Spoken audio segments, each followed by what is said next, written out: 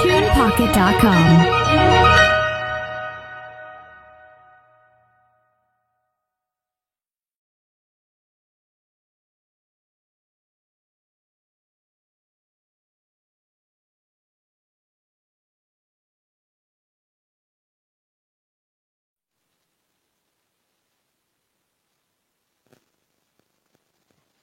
Assalamualaikum warahmatullahi wabarakatuh. Oke, kembali lagi dengan channel Faza NDR. Setelah 2 minggu kita liburan semester. Untuk semester pertama kita sudah mulai masuk lagi di semester yang kedua. Bagaimana kabar kalian hari ini? Mudah-mudahan masih diberikan kesehatan dan perlindungan oleh Allah Subhanahu wa taala. Amin amin ya rabbal alamin. Oke, bagaimana? Kita siap untuk menerima pembelajaran?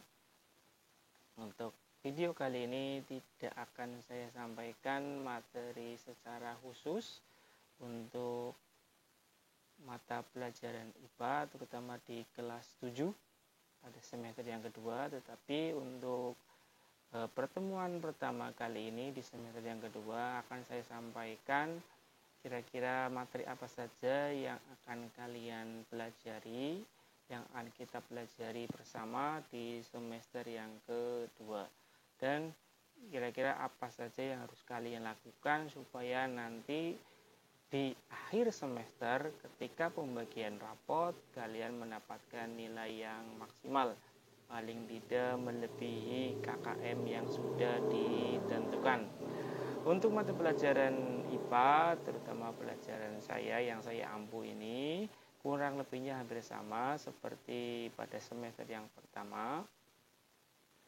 Untuk lebih jelasnya seperti apa kira-kira yang akan kita lakukan, yang akan kita pelajari, materi apa saja yang harus kita pelajari pada semester yang kedua ini, kita bahas bersama. Oke, materi ilmu pengetahuan alam kelas 7 di semester yang kedua. Jangan lupa yang belum subscribe, silakan subscribe terlebih dahulu. Dan silakan bisa kalian like jika video ini bermanfaat, dan bisa kalian share kepada teman-teman kalian yang mungkin bukan di sekolah di SMP 2 Keramat tetapi di seluruh Indonesia yang sekarang kelas 7, yaitu di semester yang kedua, karena kemungkinan hampir sama terutama pada Kabupaten Tegal. Ketentuan pembelajaran untuk semester yang kedua. Semua peserta didik itu wajib mengikuti pembelajaran di semester yang kedua. Paling tidak harus 80% kalian mengikuti. Selebihnya bisa kalian izin dan sebagainya. Atau ketika sakit kalian tidak mengikuti pun tidak apa-apa. Tetapi jangan sampai absen kalian itu karena bisa mengurangi nilai kalian. Kemudian yang kedua, KKM IPA di semester yang kedua sama persis di semester yang pertama, yaitu 75. Jadi setiap nanti penilaian yang akan saya sampaikan, yang akan saya berikan, paling tidak kalian mendapatkan minimal nilai 75, supaya nanti ketika akhir pembelajaran di semester yang kedua nilai rapot kalian juga minimal 75. Syukur-syukur melebihi 75.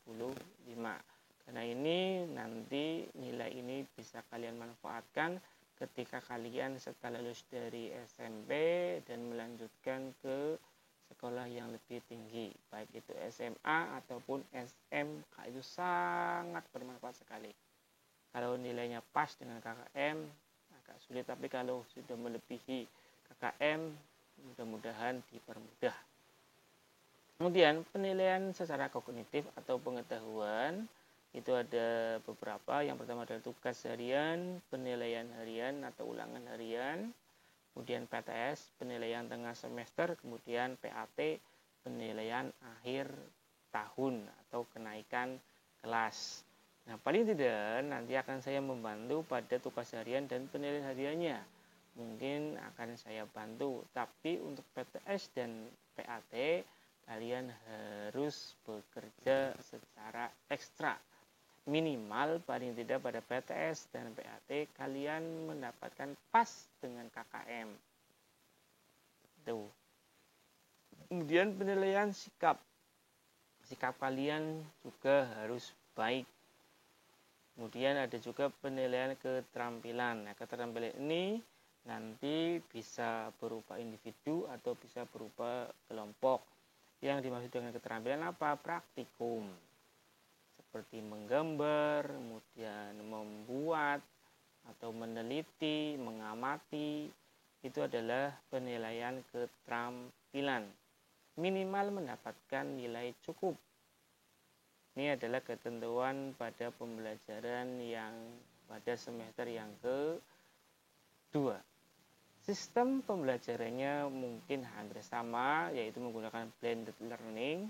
Sebagian menggunakan daring dan sebagian juga menggunakan luring. Jadi ada yang daring, ada luringnya. Ada pertemuan secara maya, ada pertemuan secara nyata. Kemudian untuk materi pada semester yang kedua ini, kalau kita melihat di buku paket yang penerbitnya adalah Kemendikbud, itu ada sekitar 6 bab.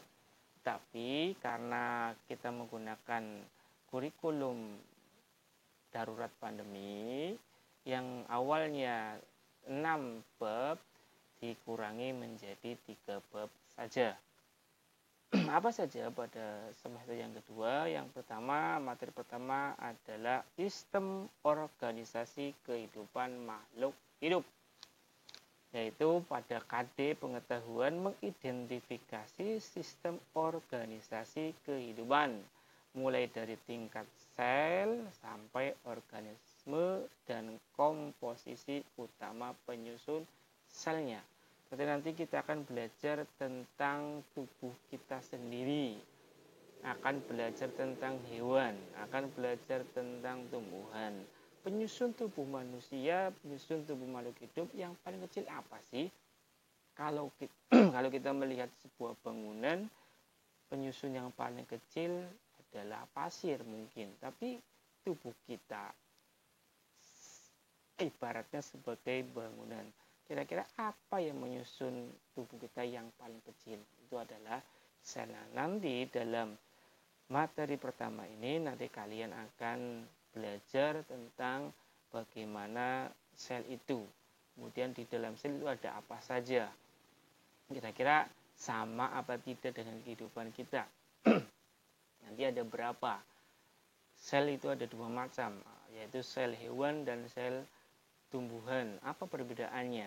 Kemudian apa fungsi dari organel-organel selnya? Nanti kita akan belajar tentang itu. Yaitu sistem organisasi kehidupan.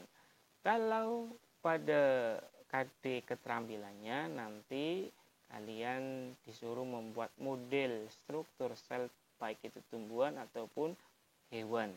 Itu bisa berupa menggunakan lilin, menggunakan plastisin, atau juga nanti saya tugaskan menggambar baik sel hewan ataupun sel tumbuhan beserta organel-organel selnya.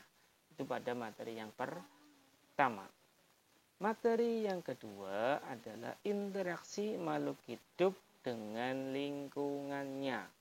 Itu pada KD menganalisis interaksi antara makhluk hidup dan lingkungannya serta dinamika populasi akibat interaksi tersebut. Mungkin di dalam ketika kalian masih di SD, mungkin sering mengenal individu, ekosistem, kemudian simbiosis, kemudian ada juga adaptasi. Nanti kita akan belajar tentang itu. Simbiosis ada berapa, macamnya apa saja, contoh dalam kehidupan nyata itu apa saja, nanti kita akan belajar tentang itu. Atau mungkin nanti kita juga belajar tentang aliran energi. Kita hidup di dunia ini mendapatkan energi. Pertanyaannya, energi yang paling besar di dunia ini supaya kita bisa hidup itu apa? Nanti kita akan belajar tentang itu. Atau nanti aliran energi bisa berupa rantai makanan ataupun juga jaring-jaring makanan, ada juga nanti piramida makanan. Kemudian untuk KD keterampilannya adalah menyajikan hasil pengamatan terhadap interaksi makhluk hidup dengan lingkungan sekitar. Jadi ada pengamatan, kemudian nanti kalian disuruh mengamati hasilnya apa, nanti akan ada penilaiannya juga. Jadi ini adalah materi yang kedua. Kemudian materi yang ketiga terakhir, nanti kita akan belajar tentang tata surya. Menganalisis sistem tata surya, kemudian rotasi bumi, kemudian revolusi bumi, rotasi dan revolusi bulan. Kalau tadi adalah buminya, sekarang bulannya. Bulan pun juga bisa berrotasi dan dia juga berevolusi. Dia berevolusi terhadap bumi dan juga berevolusi terhadap matahari. Kemudian apa sih dampak dari kehidupan di bumi ketika terjadi rotasi atau revolusi, baik itu rotasi bumi ataupun revolusi bulan. Ini apa dampak dari rotasi dan revolusi? Nanti kita akan belajar tentang itu. Nanti kita juga belajar tentang benda-benda langit yang menyusun tata surya kita. Planet-planet yang menyusun tata surya kita itu ada berapa? Kemudian selain planet ada apa saja? Mungkin kalian sudah pernah mempelajari mungkin tentang komet, tentang asteroid, dan sebagainya. Kemudian untuk KD keterampilannya adalah menyajikan karya tentang dampak rotasi dan revolusi bumi dan bulan bagi kehidupan di bumi berdasarkan hasil pengamatan atau penelusuran berbagai sumber informasi. Berarti nanti ini adalah studi literasi. Kalian banyak-banyak membaca. Dan banyak sekali rahasia alam yang masih tersembunyi di tata surya kita. Oleh sebab itu, kita mulai dari sesuatu yang sangat sederhana, mempelajari tentang dampak-dampak dari rotasi, dampak-dampak dari revolusi. Mudah-mudahan ini nanti bisa membawa manfaat, bisa membuka pikiran kalian lebih lebar. Mudah-mudahan yang melihat video ini ada salah satu di antara kalian bisa yang bisa menjadi astronom, yang bisa meneliti dan bisa pergi ke luar angkasa sana, baik itu ke bulan ataupun ke planet-planet yang lain. Itu adalah harapan saya. Kemudian untuk semester yang kedua ini saya harapkan kalian belajarnya lebih serius lagi, ditingkatkan belajar kalian. Saya minta kurangi bermain game oke, tapi yang paling penting, yang paling serius adalah kewajiban kalian adalah belajar. Manfaatkan teknologi yang sekarang untuk sesuatu yang positif. Jadilah seseorang yang memiliki keinginan untuk mendapatkan ilmu lebih dengan memanfaatkan teknologi. Dengan teknologi silakan kalian bisa menguasai dunia, tapi dengan cara yang positif. Demikian untuk materi hari ini. Saya sampaikan materi dalam satu semester ini kurang lebihnya hampir sama seperti tahun kemarin, hanya berbeda isi dari materinya. Mudah-mudahan di semester ini lebih baik daripada di semester yang kemarin, dan mudah-mudahan pada akhir semester seluruh kelas 7 bisa naik kelas. Kurang lebihnya mohon maaf. Saya akhiri. Wassalamualaikum warahmatullahi wabarakatuh.